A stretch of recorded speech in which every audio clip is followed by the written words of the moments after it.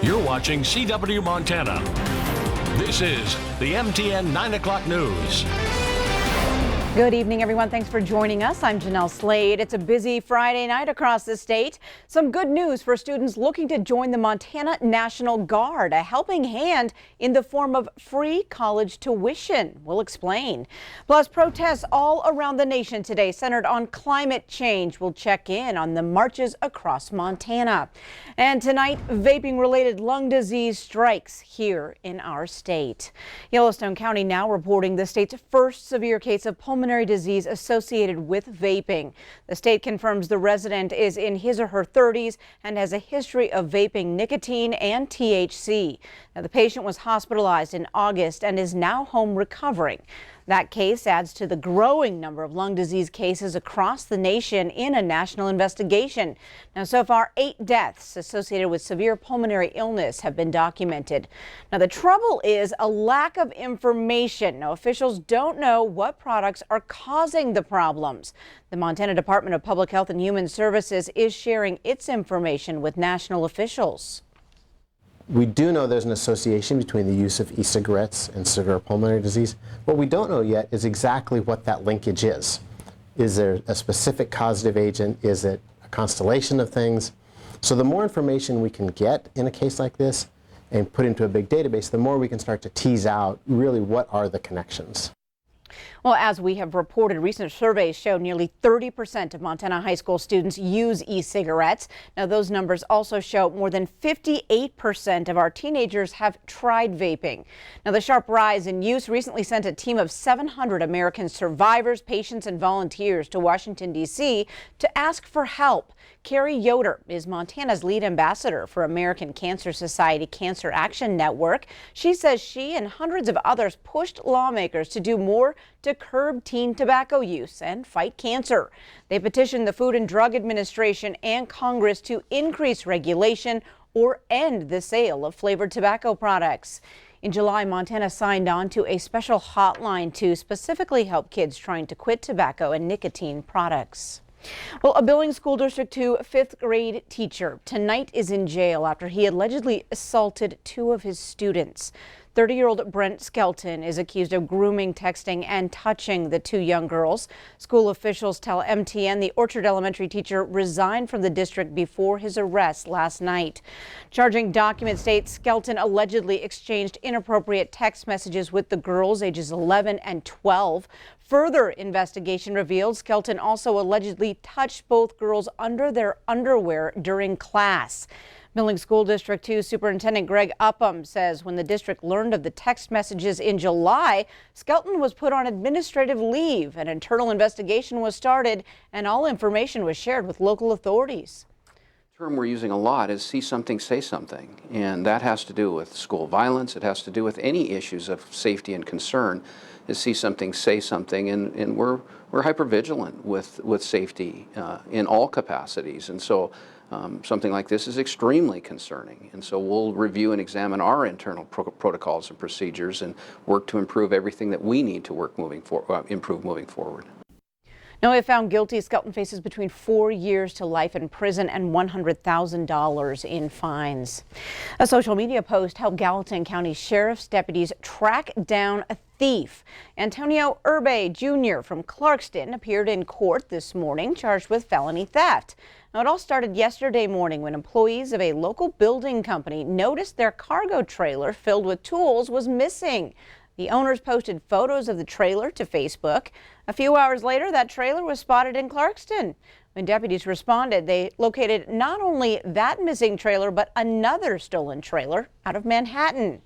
Now, both trailers were returned to their owners. Deputies are still searching for the tools inside. Well, around the globe, from Australia to Montana, hundreds of thousands of people led a global strike today as part of an effort for action on climate change. MTN's Cody Boyer brings us the story from Bozeman. Climate change has got to go! Hey, hey, ho, ho! With rain pouring down gutters and soaking their signs, hundreds of folks from Bozeman and beyond first gathered in Cooper Park. Walk together! Walk together! That's where they began, winding through the neighborhood towards Main Street. People gonna rise like the water. It was cold, and turns out ponchos only work so well. But cheers rose when another group appeared. This one, all Bozeman High School students. It's all a part of adding Bozeman to a list of hundreds of other cities, from Melbourne, Australia to Ann Arbor, Michigan. The Sunrise Movement and the Montana Sierra Club led the strike, with the United Nations Climate Action Summit on the horizon. But watching is one thing. So far, we know hundreds of students from the Bozeman High School, as well as Montana State University, are taking part in this too. What do you think? What's it like being part of this? I think that we have an opportunity to influence what our future looks like on this earth, and if other people aren't going to do it, we need to take it into our own hands. Students like sophomores Lita Kiefer and Jesse Kalinowski were among the horde. It's cool to see our peers come together for something that's so important. It's pretty powerful. I think it's super cool that so many students care about this and like taking time in the rain to come out here. Yeah, super cool. Global Climate Strike took students, young kids, their parents downtown, block after block. Their destination, Bogart Park, where they were welcomed by music. Organizer and lifetime Gallatin County native Sarah Blessing stood at the helm. I woke up this morning and I was pretty scared that no one would be here, but so many people turned out and they're sticking through it when they're getting wet, and it's just really incredible. To Blessing, the crowds are a positive sign. It means so much to me. As a 22-year-old, I have a lot to lose to the climate crisis, as do we all, and we are all standing up for each other's future. It means a lot to me that they care as much as I do. Students across the state also took part in the strike, including at the University of Montana.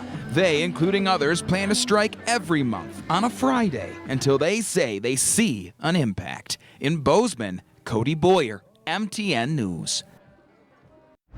In Helena, more than 200 people gathered outside the city-county building for today's rally. Speakers stressed it's good for people to act individually to combat climate change, like walking and biking instead of driving when they can.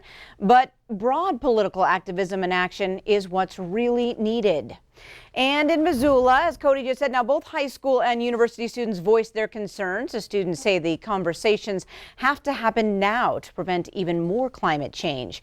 Many today say part of the problem lies in the education system and that students aren't taught enough about climate change. Well, high school juniors and seniors thinking about joining the Montana National Guard could be going to college for free next year.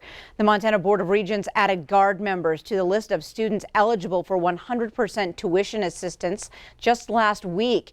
Now, the waiver applies to both in and out-of-state students who join the Montana National Guard and attend a state school in 2020.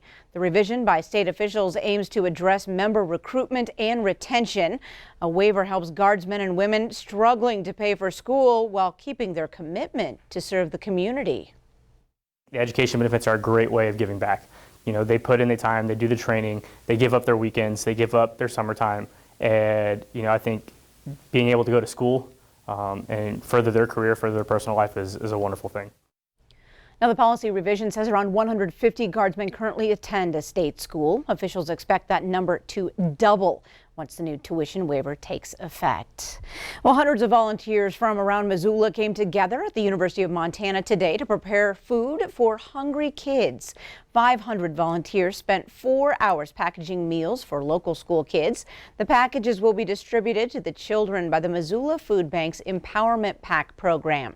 Now, this program provides healthy weekend meals for students who experience chronic hunger when they're not in school. There's nothing bad about helping in people, you know.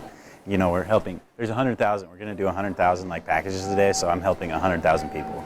That's the way I'm looking at it. And I don't know, that's just a good feeling. It's good to know that I'm like helping the community and helping people out. Each package can feed a family of 6. Montana State University is seeing its highest enrollment numbers in decades. More than 16,700 students are enrolled at MSU this fall, the second highest in the university's history. About 10,000 of those are from right here in Montana. The university is also graduating record numbers, and student retention rates are also up. Now, this fall's freshman class has an average ACT score of 25 and an average new record for GPA at 3.57. Well, Evel Knievel days may be gone, but some Daredevils will return to Butte this weekend. A free car show and stunt show by professional dirt bike riders will happen this Saturday at Butte Toyota. Butte stunt rider Levi Renz is back in Butte with 4 other riders to do some high-flying stunts. You'll see, just like Evel Knievel days, the big whips, big flip tricks. It's cool. We got the airbag landing, which is totally new this year. Not many people have seen one in person yet, but believe it or not, it's a same shape as a dirt landing pretty much, but it's all air. And that car show begins at 9 o'clock in the morning, and the jumps are set for 2, 4, and 7 o'clock in the evening. Still to come on the statewide MTN News, today we honor Montana's prisoners of war and those who are still missing in action on this National Day of Recognition. Plus, Bob McGuire, how's that weather looking? Very heavy rain fell across much of south central Montana today. In fact, rain is still falling down in that area. Out in the west, it was another whole story, just light scattered rain showers there, but we're expecting some sunny skies moving in this weekend in that area. We'll have more coming up after the break.